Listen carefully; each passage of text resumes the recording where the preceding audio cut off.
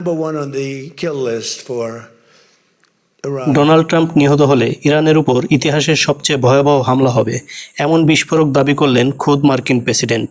New York পোস্টকে দেয়া এক সাক্ষাৎকারে ট্রাম্প বলেন, যদি তাকে হত্যা করা হয় তাহলে আগেই তিনি এমন নির্দেশনা দিয়ে রেখেছেন যাতে ইরানের উপর নজিরবিহীন সামরিক হামলা চালানো হয়। তার দাবি, তেহরান বহু বছর থেকেই তাকে হত্যার চেষ্টা চালিয়ে যাচ্ছে।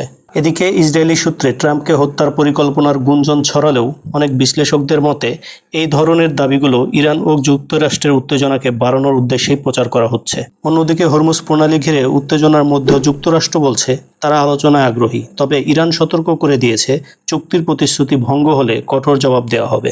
ডোনাল্ড ট্রাম্পকে হত্যার পরিকল্পনা করছে ইরান, এ ধরনের প্রচার মধ্যপ্রাচ্যে কি নতুন বড় সংঘাতের কাউন্টডাউন শুরু করতে যাচ্ছে, নাকি এটি কূটনৈতিক চাপেরই বড় একটা অংশ? দর্শক, এ বিষয়ে আপনার কি মতামত জানান কমেন্ট বক্সে। আর এই চ্যানেলে নতুন হলে অবশ্যই সাবস্ক্রাইব করে সঙ্গে থাকুন।